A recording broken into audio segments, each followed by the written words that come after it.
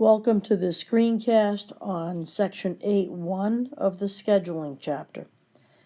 First, we're going to deal with a little bit of vocabulary, and this is all in your text. If you read through Section 8.1, it probably gives a little more detail than you need, so I'm going to just highlight the main points. Basically, as we move into scheduling, we're dealing with projects that people may have. It could be a big project like a person that runs a construction company, getting a house built from beginning to end. It could be something on a smaller scale. It could be somebody setting up a big convention center for a conference. It could be even something as small as like just cleaning my kitchen floor. So basically, you have a project to do, and that project is made up of tasks, and there's some vocabulary that we're going to become accustomed to using. First of all, if you're talking about, let me choose a color here. A processor is just how many workers do I have to do the task, to do the overall project. So if I was the foreman of a construction company, it's how many workers are there.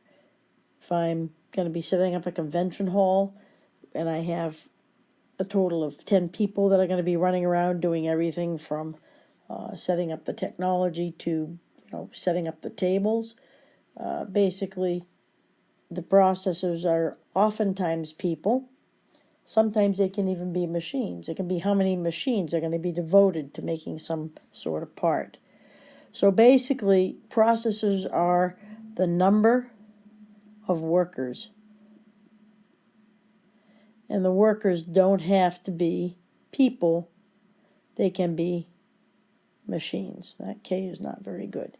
So basically, when we're referring to processors, we'll refer to P1 as processor 1, P2 is processor 2, P3 would be processor 3, all the way up to P sub n, which is however many processors I have. The tasks that we're talking about are the individual steps of the big project overall. So for instance, if I were building a house, the task might be things like putting in the windows, painting the walls, putting in the molding, doing the plumbing, doing the sheetrocking, putting down the cement for the foundation, and any other steps that go into making a house. All of these tasks are generally listed in a big chart, along with some other information about each task. One of those pieces of information about each task would be how long it takes to complete that particular step. So that amount of time is what we mean when we say processing time. So let's say a particular task when building a house might be to put in all the plumbing pipes. So maybe I call my task W for water. Usually they name a task with a capital printed letter. And let's say that it's going to take 22 hours to do that. When you see a W and then followed by a 22 in parentheses, it means task W takes 22 hours to complete, and that 22 is the processing time. Depending on what the task might be, the task could be independent, which means it could be done at any time, or you could see notation that looks like this.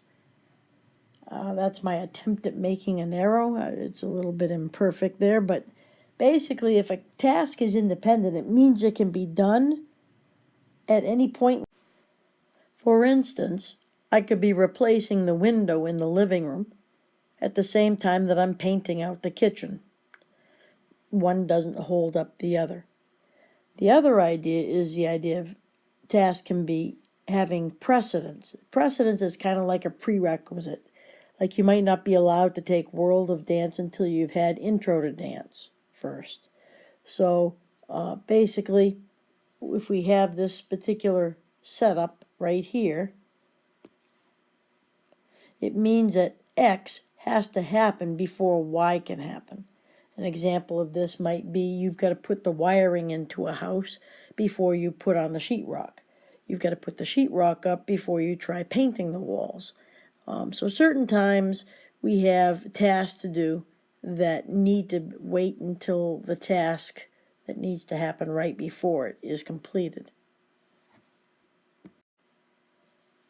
The purpose of this screencast is to introduce the vocabulary we've just talked about, and also to draw a project digraph. That's basically a graph that has arrows in it, just like the digraphs we learned a little bit about the other day. But the purpose of this is to kind of give a visual idea as to the flow of the work. We are not going to be scheduling any projects in this particular lesson, but what we're going to learn to do is create a graph that helps us schedule the particular project once we take the information from the chart and condense it down to a visual picture. As you can see, I got this specific example from the reading that was in your text on page 286 and 288. I recommend that you pause the video if you need to and get the book open and follow along, or print out the reading that goes with 8.1 that I had posted on Moodle if you happen to have forgotten your book. So basically, this is the chart that lists all the different tasks. You can see that over here the AP means assemble pad. They've just used convenient abbreviations for each of the steps for the sake of putting it into a digraph. It's helpful if it isn't difficult to write. So notice when I create the project digraph, I start with a vertex and I just label it as start, and then notice the number that's in the parentheses right after is 0. That's the processing time for that step. Whenever you start a project, you just begin at some point, and the actual start doesn't take up any time. From here are 4 different tasks that all could be started simultaneously. Now you might be wondering, how did they know to put these 4 here? Well, what they did is they hunted down this column to find things that didn't have anything that had to happen right before them. And they said, okay, since these don't have any prerequisites or any precedence tasks, I can go right ahead and get these started right away. So that's why they made these 4 vertices right there. And the order of those 4 vertices didn't really matter. So notice this third column in the chart lists what steps must be completed before a particular step can actually be executed. Notice that I can't install the floors until these 2 things happen first. That's what this column over here is showing you, is what things need to be completed beforehand. So it suggests that AP and AF both have to be completed before you can begin installing the floors. So notice here's AP and AF, and basically this is listed here because these 2 need to be completed before they are what's called precedent tasks. If you look at other particular steps, they also can have several things that are listed, or even just one thing in particular, but you have to do, for instance here, you have to install the floors prior to putting in the plumbing. So this chart is put together by looking at all the information, particularly in this precedence line right here. So for instance, I can't complete the interior finish work until after the IC or install commode happens. So basically, you can see certain vertices feed into other things, and this is all based on this list right here. Notice that these 3 tasks, once they're completed, everything will be done on the whole list. So that's why all of these feed into a vertex that they just label as end, and when I photocopied, I kind of cut off the processing time for end, but it also is 0, just like it was for the start. So all of these numbers, remember, are how long it takes to perform that step, and the actual abbreviations in front of the parentheses are the steps themselves, and which things could be put into the graph at different points are based on these things, which things have been completed. So your homework problem tonight is going to be to take a look at this kind of a list. It'll be, I think, problem number 17 out of your textbook.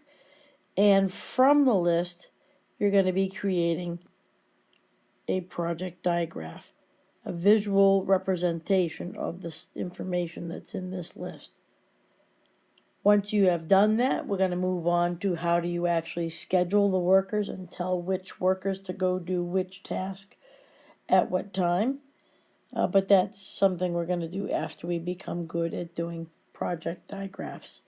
So hopefully this video was helpful, and good luck with problem number 17.